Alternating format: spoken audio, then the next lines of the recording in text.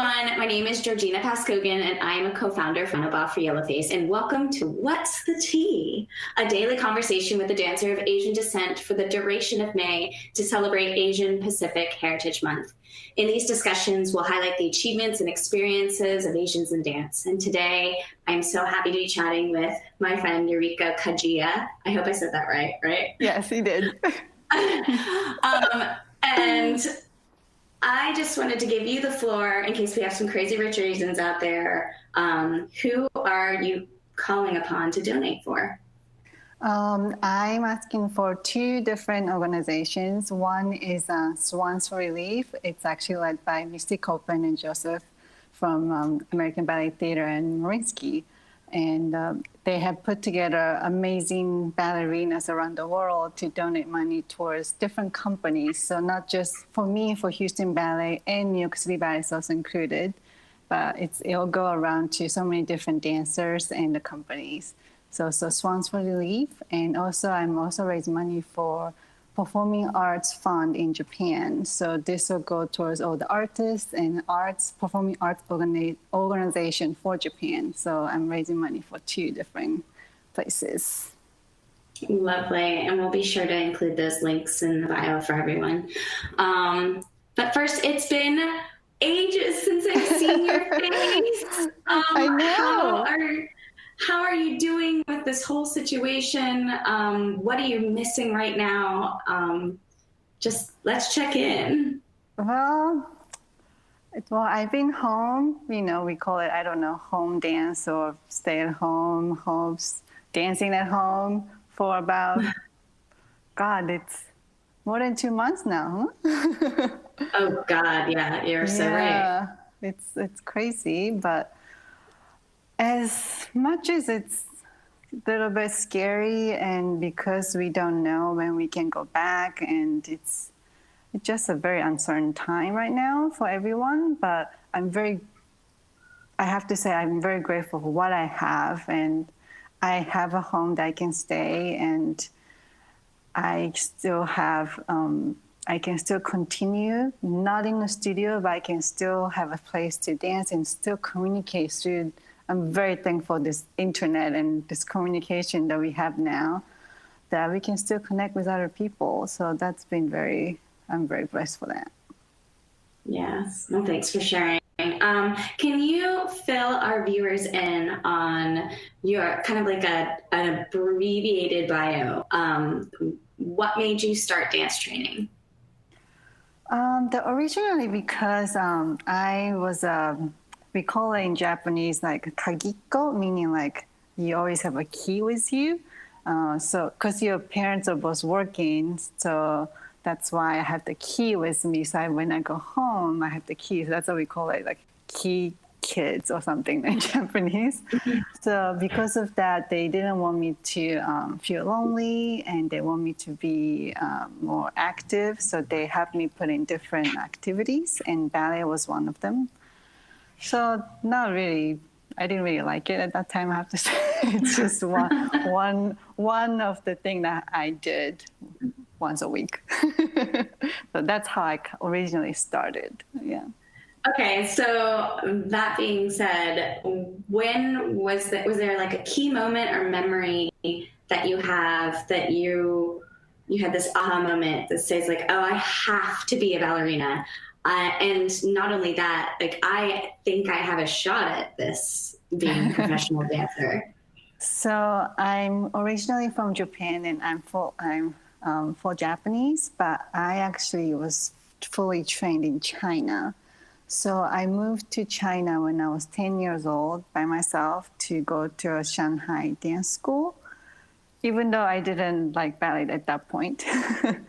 My parents' thought was to go there maybe only for the longest few weeks, just for culture experience, because I was doing ballet once a week, and there's no intention of me becoming a ballerina, but I somehow stayed there for 6 years. But I know, between the 6 years, I think it's about 3 years in. In the first 2 years was definitely only about it was a very strict dance school. It was a national ballet school, so it was very strict, and we were only doing like very like positions and stretching, and not really like a dance movement. So, but then not until when I got to maybe about 13, we started doing variations and maybe entering competitions. So it was a little more ballet, dancing with the music. It was a lot more fun. And because I was entering like a competition, so we started doing variation and practicing. And when I practiced a little bit, I noticed the teacher would say, "Oh, that was better," or "That looks good." Or so, as a child, when you hear the praise from the teacher, it was just like the biggest moment in the studio, right? And then that's when I thought, oh, so when I practice, maybe I get better. That's when I became a bunhead, and that's when I really fell in love with ballet. So from there till graduate, I think I lived in the studio, like pretty much. They had to kick me out of the studio because I was like in there all the time. But that's how I really fell in love with ballet, and till since then I'm in love.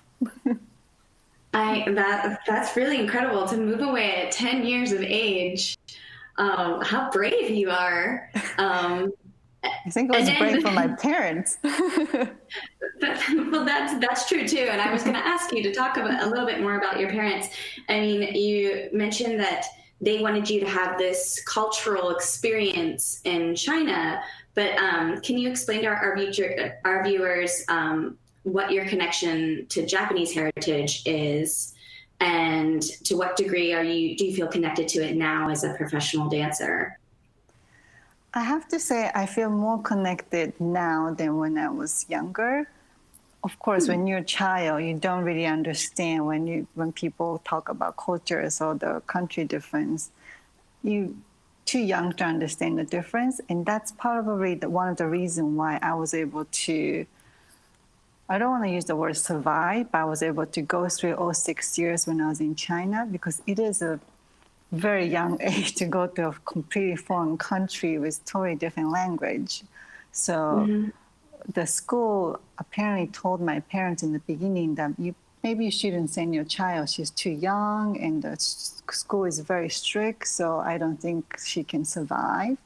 But I didn't feel the difference because I was so young and I had so many other friends that are Chinese, and when I was in China, so I was with my friends, so I didn't feel like this was difficult. But because I was in China and I was in national ballet school, so they were all government funded. The school was government funded, and the students were paid for by the government. So of course, for Chinese culture, they have to at least bring one student that can be, I don't know, a good ballerina or a ballet dancer from one class. So the teachers were definitely trying to focus more on the Chinese students. And because I was Japanese, at that point, I actually wanted to be Chinese because I wanted to be the same as everyone else. So my identity of Japanese was a little bit lost at that point. So I wanted to be the same as everyone else. I wanted to be treated to someone else. Not that I was being treated badly. It's just because I was in a national ballet school in China as a young Japanese student. So I didn't like the fact I was different. So I was trying to fit in by trying to almost not liking the fact that I was Japanese, I have to say, when I was there. And then when I came to the United States, that's when I realized, because when people ask, where are you from? I will say, I'm from Japan. And they will say, oh, that's great. There's no more than that. And that's when I realized, oh, I'm actually from Japan and I'm Japanese. And so that's when I actually realized, oh, it's okay to say where you're from and be proud of where you're from. And now here in the States, I can say I'm very proud to be Asian. Right. This is so, thank you so much for sharing your childhood experience, because it seems like you've had this exposure to a different culture, and just from the dynamic of it being a national school, you felt that you wanted to like almost switch your nationality to be able to succeed in this dance world. And then how did that feeling compare to when you came to the United States? I know you said you all of a sudden had this epiphany that, wait a minute, I'm from Japan and I'm starting to own this. And did you find that people were accepting of that when you came over to the United States? And what was the impetus to come to the States?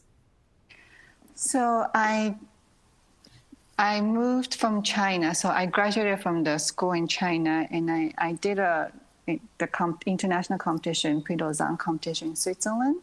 And from that competition, I actually went to Canada for 1 year.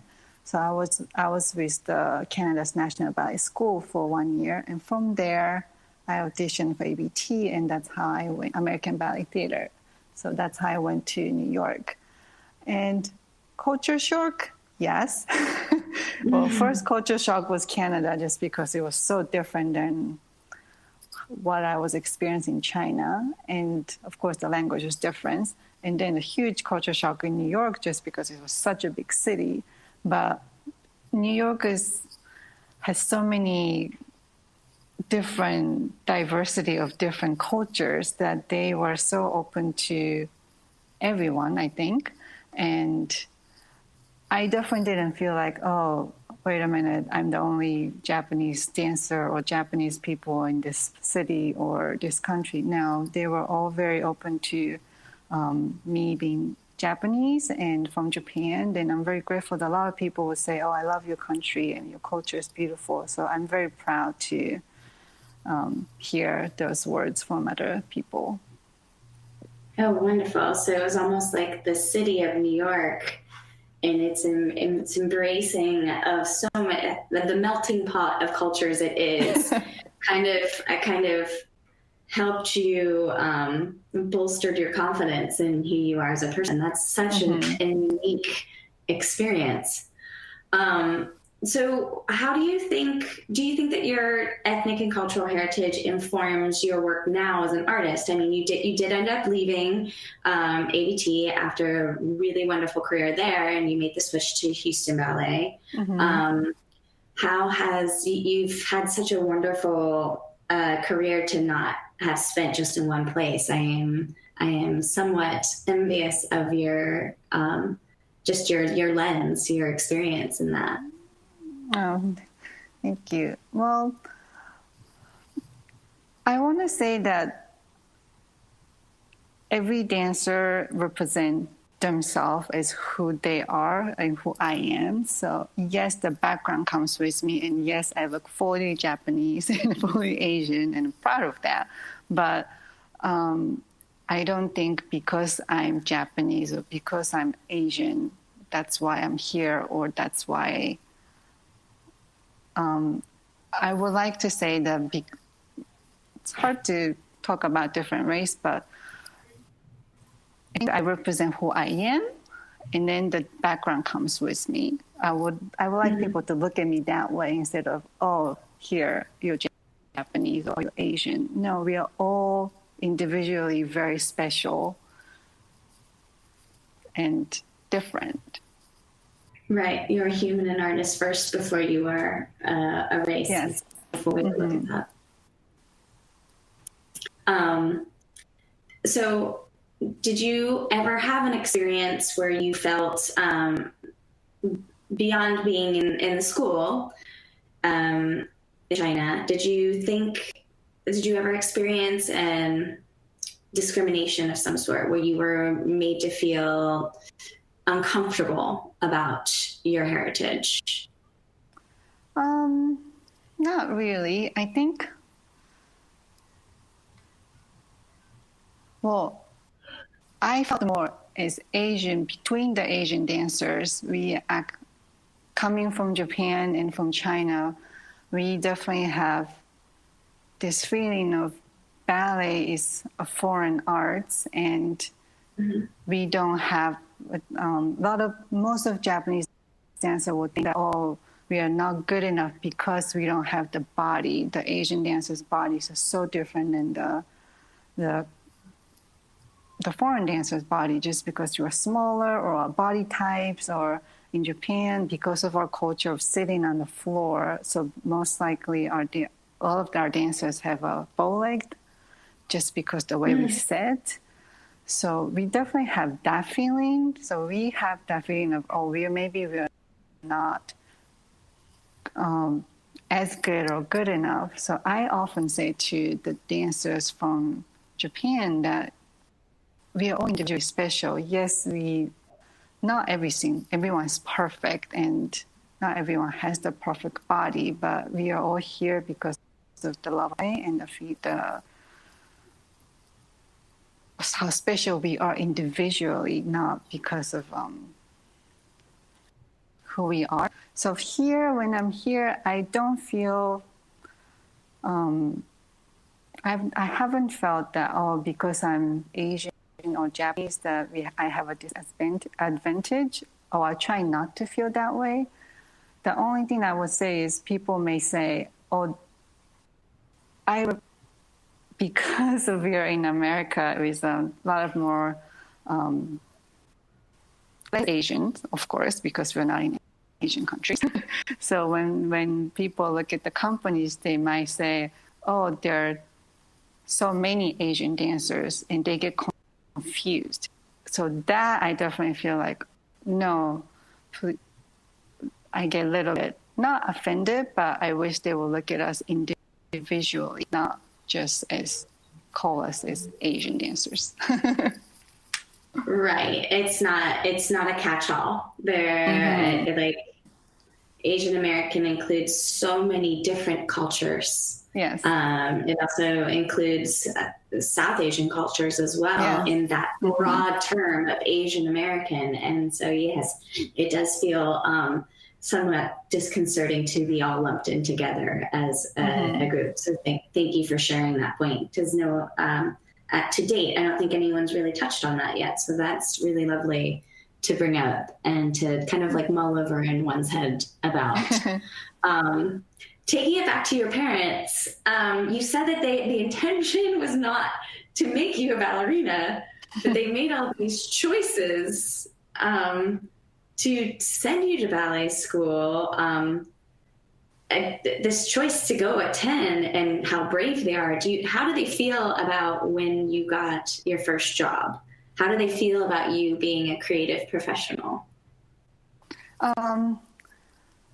Well, you say my parents made a choice of me going to, yes, but they definitely sent me down even at age 10. They showed me all the pictures of the schools, and I remember they literally like put down all the pictures of the schools and the students, how they were taking class, and to make sure I feel comfortable and make sure that's what I want to do. So they have never forced me from the day one to go there. They just suggested if I want to go there. And because I said yes, that's why I went, not because they forced me to go. And they have never forced me to stay there longer. They would always say, because they knew the situation was not ideal, and because when I went to, it was in Shanghai, and Shanghai now is more like New York. It's like this crazy urban city. But when I went, it was before Shanghai was the Shanghai now. So they didn't have all of those things that they have now. So the living quality was not the same as when I was in Japan. So in that way, it was very difficult. They knew that I wasn't in very comfortable place. So they have always said, whenever you want to come back, you can come back. And I remember after maybe a few weeks, my mom was actually, when I opened the door, my mom was there to pick me up. So you can come home, let's go home. But I was the one that says, no, I want to stay. So I made the decision to stay, and they have supported me from everything I have decided to do from then, and have been very supportive of me, want to become a ballet dancer later on. And they've been very proud of me. So I'm very grateful for their support. Yeah, that's so wonderful to hear. And it's also a sacrifice. It's a sacrifice for you and me as artists to embark upon this career. But there is a kind of like an unspoken thing that your parents, they lose you so young, because it takes such dedication. And I have conversations with my mother now, and she seems almost suspended in time of like when I was 15 and when I left home. So it's sometimes there's a disconnect, her relating to me as an adult. And she's also been really supportive of my career too. So I'm very happy to hear that your parents just have your back. So you do teach a lot, and you touched upon some of the advice you would give, but especially now in this really crazy time, I can't imagine what it would be like to be an adolescent trying to train like you and I trained right now. Do you have any advice for them in pursuing a career in dance right now? Keep dancing. We can dance anywhere. Yes, we can. Maybe we can do some of the big jumps, or everyone's condition is different in the house, space. But if you love dance and if you love ballet, you can dance anywhere. And if you have I was actually doing class before this talk, and just putting the music and just doing little bar was making me so happy. And you have to be prepared for what comes next, because this is going to end eventually, and we will be able to go to the studio. It may take a little bit longer than we want, but we will be able to dance. But until then, you have to keep practicing and keep loving what you do, and then that will continue after when we go back to the big studio and when we get to perform. Yeah. I mean, it's really, ballet is such a career of, it's almost like a vocation in its love for ballet. You do ballet because you love it. And even though it takes a lot for me to build a studio in a different part of this apartment complex that I'm staying in with my sister right now. So it's an endeavor. I still, I'm not doing it every day like I was a few weeks ago, but, every 2 or 3 days to get in and get a really great bar in just lifts my entire spirit. And I do, even though I have my ups and downs in this situation, it's the love. If the love is there, then, it's important to keep training, and it's going to benefit you more just in the body, but also mentally. And that's most. For sure. I feel like when I do bar, it's almost like a meditation. When you hear the music and when you move the body. Yeah, I absolutely agree with that. So how do you think that the ballet world is doing in terms of inclusivity in dance? And if you were to give us a letter grade, the ballet community, what grade would it be? Sorry, I don't think I understood the question. Sorry. How do you think the ballet world is doing in terms of inclusivity and representation of all cultures in dance right now? Definitely it's a hot topic, huh? I think it's a hot topic for diversity, not just for dance, but when you turn the TV, everyone talks about it. So I think the intention is great, but you still have to look at, because I feel like for the companies, when someone says, "Oh, but this company doesn't have enough diversity," or this company, so to get some people talk about that, and I do feel bad because maybe they didn't have enough diversity at that time, or it's not that they're trying not to include certain people or certain dancers.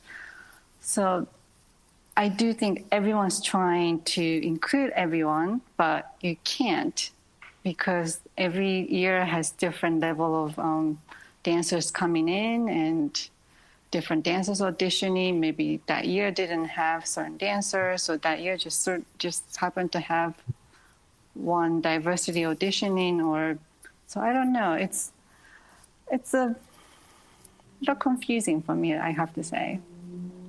But right, because I think, yes, I agree with you that there is effort being made, and also you make a good point in that there's a pipeline, or there, if you want to think about it as like crops, you don't just like decide you want to be a ballet dancer and just become a ballet dancer. You can't just you have to train from the age of 4 or 10.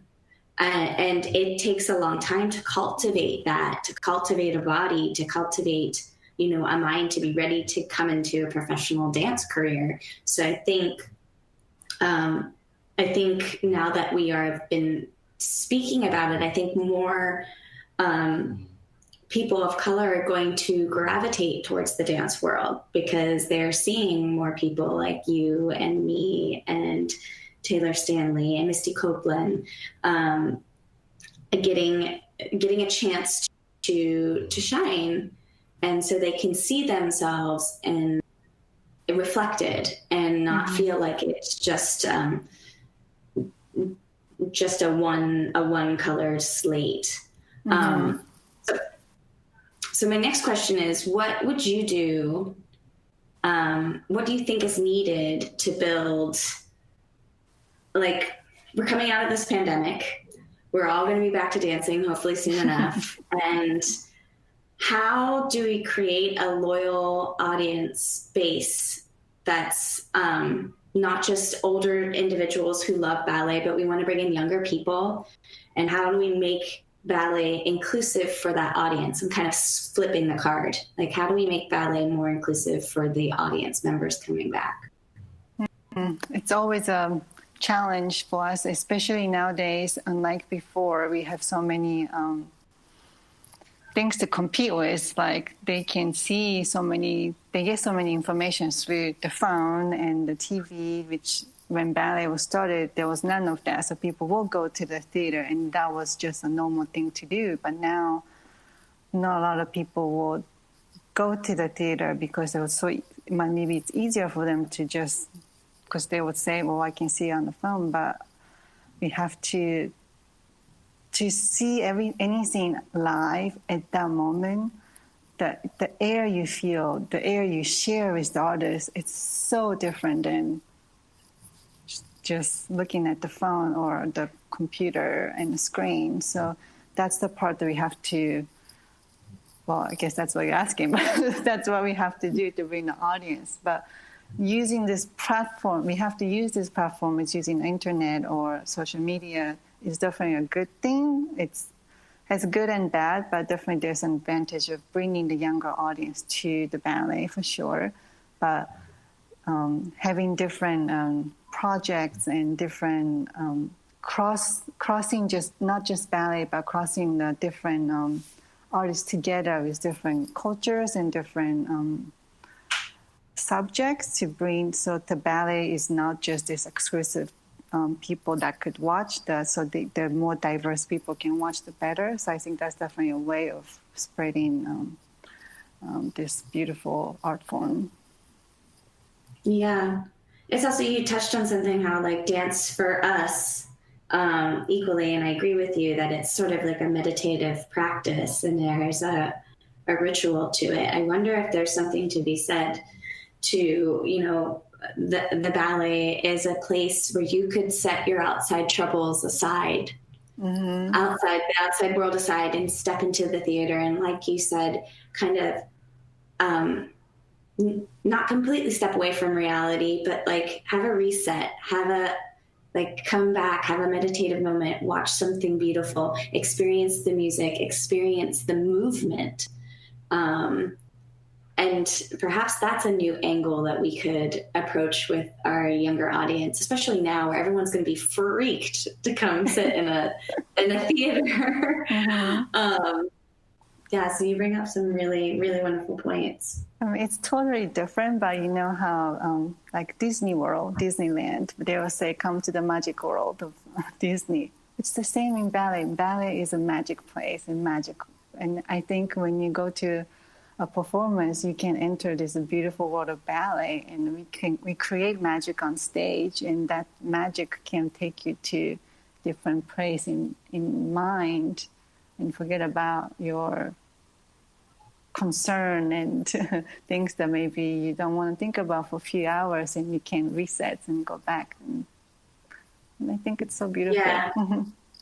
I think it's just changing the perception of this ethereal nature of what the ballerina is, that it's not unattainable. It's like the etherealness is hope, and it's inspiration. And maybe that's what we're offering.